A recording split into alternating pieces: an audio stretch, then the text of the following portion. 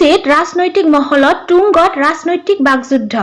আজি ওদালগুৰি জিলা টংলাত সদৌ বিটিচি অনুসূচিত জাতি ছাত্ৰ সন্থা কেন্দ্ৰীয় সমিতিৰ সভাপতি প্ৰদীপ চৰকাৰৰ লগতে ওদালগুৰি জিলা অনুসূচিত জাতি যুৱ ছাত্ৰ সন্থাৰ সভাপতি প্ৰেমানন্দ দাস, কেন্দ্ৰীয় সমিতি UPPLৰ সাংগঠনিক সম্পাদক স্বপন দাস আৰু কলাইগাঁও, নালাপাৰা, ডিমাকুচি, টংলা অনুসূচিত জাতি যুৱ ছাত্ৰ সন্থাৰ আঞ্চলিক সমিতিৰ সভাপতি সম্পাদকসকলক লৈ সংবাদমেল আয়োজন কৰে।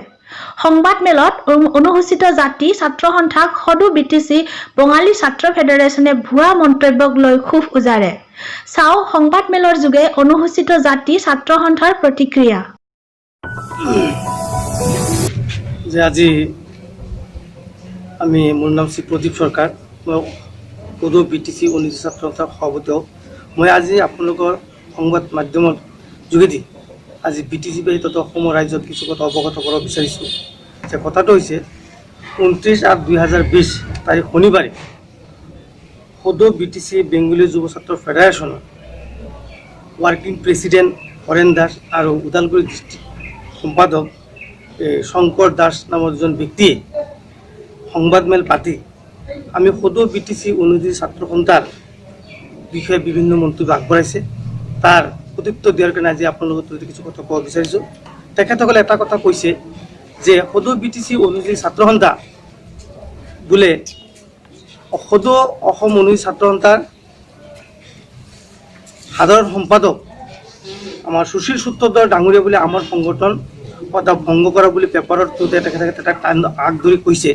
মই এটা কথা ক'ব বিচাৰিছোঁ যে সদৌ বিটিচি অনুসূচিত ছাত্ৰ সন্থা এটা স্বতন্ত্ৰ ছাত্ৰ সন্থা। ইয়াক কোনো অসম কমিটিৰ পৰা আমি কোনো NOC লোৱাও নাছিলোঁ আৰু নিবিচাৰোঁ।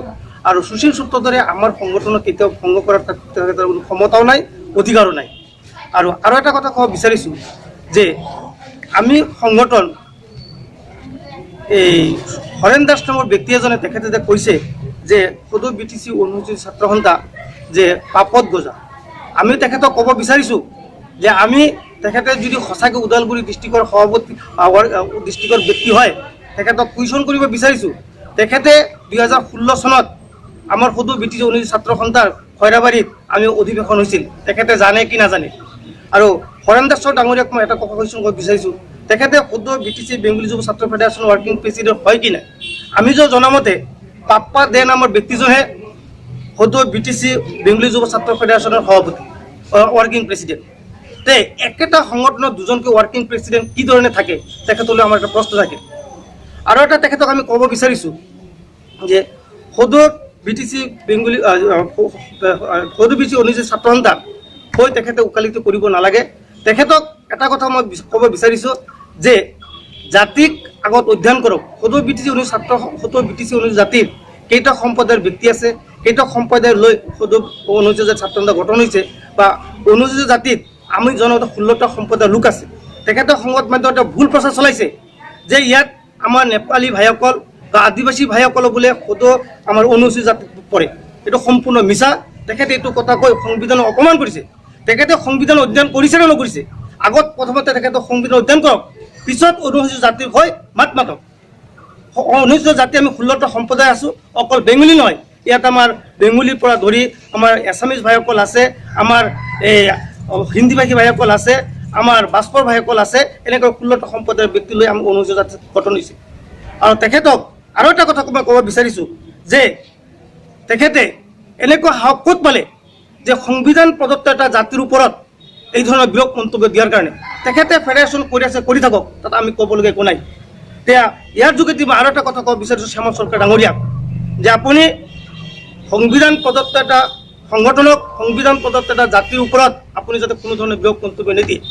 মই আপোনালোককে প্ৰশ্ন কৰিব বিচাৰিছোঁ যে আপোনালোকে যেতিয়া সদৌ বিটিচি বেংগলী ফেডাৰেশ্যন জন্ম হৈছিল, আপোনালোকে অসমৰ কোনখন কমিটিৰ পৰা NOC পাইছিল?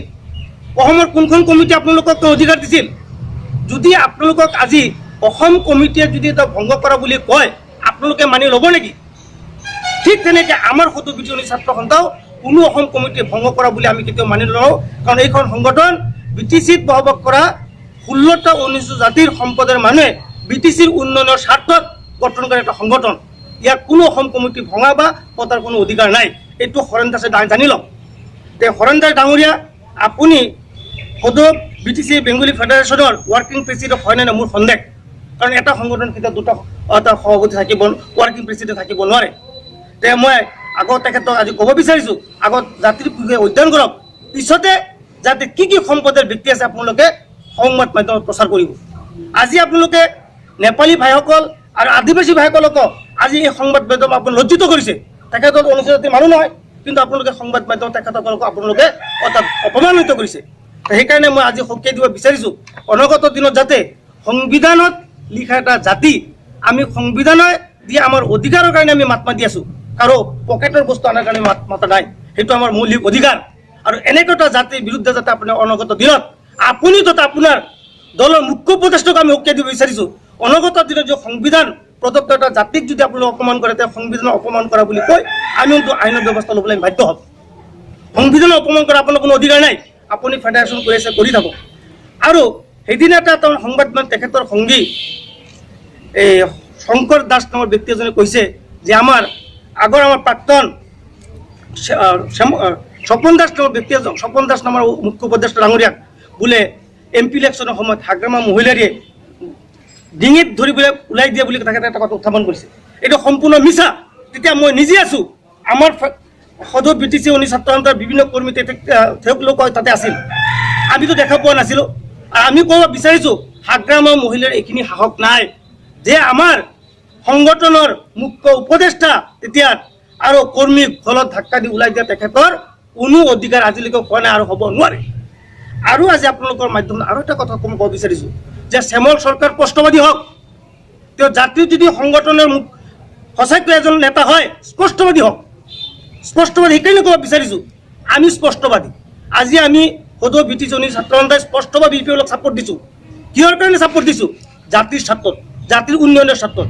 আজি 15 বছৰত BPF চৰকাৰে আমি সদৌ আমাৰ অনুসূচিত জাতিৰ মানুহখিনিক ঠগ প্ৰবঞ্চনা কৰি আহিছে, আমাৰ সাংবিধানিক অধিকাৰ তেখেতলোকক বঞ্চিত কৰিছে। আৰু সেইকাৰণে আমি মুকলিভাৱে আমি BPFক ছাপোৰ্ট দিছোঁ। কিন্তু শ্যামল চৰকাৰে আজি ভিতৰত এটা কথা কয়, বাহিৰত আৰু এটা আমি প্ৰতিশ্ৰুতি দেখা পাইছোঁ। তেওঁলোকৰ ডিষ্ট্ৰিক্ট প্ৰেচিডেণ্ট, ৱৰ্কিং প্ৰেচিডেণ্টে BPFৰ বিভিন্ন নিৰ্বাচনৰ সভাত তাৰমানে কি বক্তি দি BPFৰ হৈ অৰ্থাৎ লেকচাৰ মাৰি ঘূৰি আছে বা BPFৰ সমৰ্থন দি প্ৰচাৰ কৰি আছে। কিন্তু শ্যামল চৰকাৰে BPFৰ কাৰ্যালয়ত ইয়মৰ লগত মিটিং কৰি কিন্তু কয় কি আমি এখন ছাত্ৰ সংগঠন, আমি BPFক ছাপোৰ্ট দিয়া নাই। কিহৰ এনেকুৱা ধৰণৰ মিছলীয়া কথা? তেখেতে স্পষ্টবাদী হওক। বেংগলী ৰাইজক কিয় তেখেতসকলে প্ৰতাৰণা কৰি আছে, বেংগলী ৰাইজক কিয় তেনে মিছাত তেখেতলোক ৰাখি আছে, আজি আমাৰ ইয়াৰ পৰা এটা প্ৰশ্ন তেখেতসকলক যে স্পষ্টবাদী হওক। তেতিয়াহ'লে আশা কৰিছোঁ বেংগলী সমাজে তেখেতসকলক ভাল পাব, আমিও ভাল পাম। আমি এজন বেংগলী সম্প্ৰদায়ৰ ল'ৰাই মই ক'ব বিচাৰিছোঁ আপুনি স্পষ্টবাদী হওক।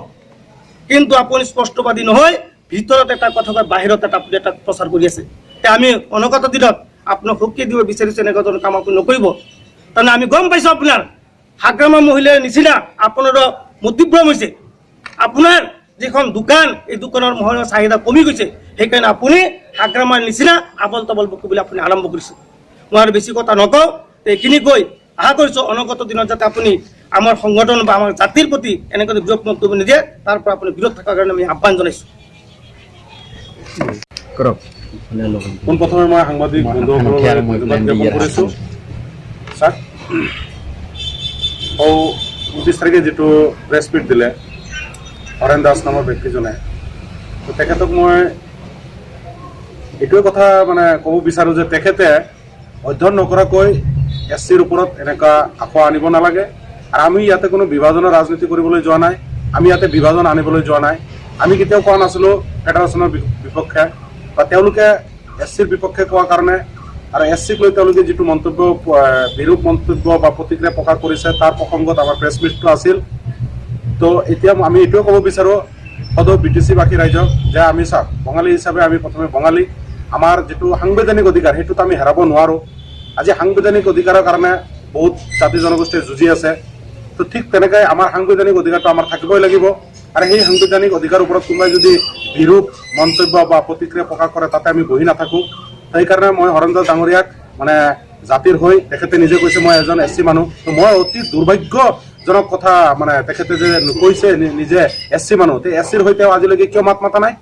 আৰু সেইদিনা যে আমাৰ শংকৰ দাসে কৈছে যে আপোনাৰ এই গোপাল দাস নামৰ ব্যক্তিজনে যে NRCত আত্মহত্যা কৰিছে। আৰু শংকৰ দাস ডাঙৰীয়া আপুনি জানেনে এই সদৌ BTC অনুসূচিত জাতি ছাত্ৰ সন্থাই ওদালগুৰি ন্যায় দেশৰ ওচৰত বা আমি ধৰ্ণা কাৰ্যসূচী ৰূপায়ণ কৰিছিলো আৰু তেখেতৰ হৈ আমি এখন স্মাৰক পত্ৰ আমি জিলা ন্যায়াধীশক আমি দিছিলো। সেইকাৰণে বস্তুখিনি আপুনি জানি ল'ব, নজনাকে আপুনি নক'ব। হা, আৰু আপুনি যে কৈছিল এই হাগ্ৰামা মহিলাৰ কথা, মই প্ৰেছ মাধ্যম যোগেদি মই ক'ব পাৰোঁ, কাৰণ হয়তো মই দম্ভালি মাৰি কোৱা নাই, কিন্তু হাগ্ৰামা মহিলাৰী ডাঙৰীয়াই মানে কোনোবা কেইজনমান ব্যক্তিৰ ওপৰত ভৰসা কৰি মানে সকলো বেংগলী বা SC জাতিটোৱে তেওঁৰ পকেটত থকা বুলি তেওঁ অনুমান কৰিছিল আৰু তেওঁ তাৰ ৰিজাল্ট পাইছে যোৱা MP ইলেকশ্যনত।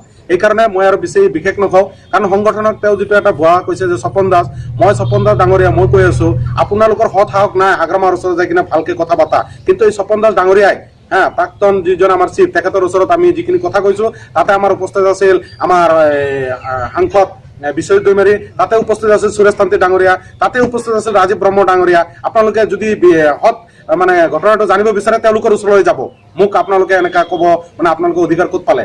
যিয়ে নহওক, কিন্তু আপুনি আৰু এটা কথা কৈছে যে ফেডাৰেশ্যনত থকা সময়ত মোক তাৰমানে এই খেলি মেলি কথা কৈছে, কিন্তু আপুনি জানি লওক আপোনালোকৰ যিটো নীতি সংবিধান নমনা সেই মানে ব্যৱস্থাটোৰ কাৰণে মই নিজে ফেডাৰেশ্যনৰ পৰা ওলাই আহিবলৈ বাধ্য হৈছোঁ। আৰু আপোনালোকে ফেডাৰেশ্যন থাকে, আপোনালোকে SC জাতিৰ কোনোদিন মাত মাতা নাই, যাৰ কাৰণে SC জাতিটো আজিৰ তাৰিখত বঞ্চিত হৈ আছে। হাগ্ৰামা মহিলাৰী 15 বছৰ যিটো লুণ্ঠন চলাই আছে আপোনালোকে কোনোদিন মাত মাতা নাই।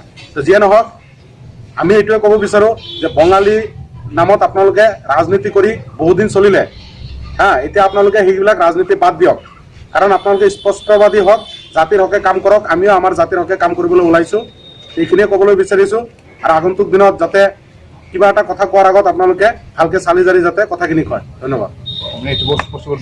মানে প্ৰশ্নটো উত্থাপন কৰিছোঁ, চাওক CSB যিজন মেম্বাৰ আছিল শ্যামল চৰকাৰ ডাঙৰীয়া, সেইদিনাও আমাৰ প্ৰেছ মিটত আমি দেখিবলৈ নাপালোঁ বা শুনিবলৈ নাপালোঁ যে হৰেণ দাস আৰু শংকৰ দাসে যে আমাৰ এই শ্যামল চৰকাৰ ডাঙৰীয়া যিটো CSBৰ মেম্বাৰ বিষয় লৈ যে সেইদিনা আমি প্ৰশ্ন উত্থাপন কৰিছিলোঁ, কিন্তু তাতে এটা মাতো অহা নাই। তো আমি আকৌ আজি প্ৰশ্ন উত্থাপন কৰিব বিচাৰিছোঁ সংবাদ মাধ্যমৰ যোগেদি যে শ্যামল চৰকাৰ ডাঙৰীয়া যে CSBৰ মেম্বাৰটো পালে কিহৰ ভিত্তিত পালে, আৰু তেওঁ CSB মেম্বাৰ হৈ থকা সময়ত কেইজন বঙালী মানুহক চাকৰি দিছে, এই কথাখিনি তেওঁলোকে অতি সোনকালে সংবাদ মাধ্যমৰ জৰিয়তে স্পষ্ট কৰক।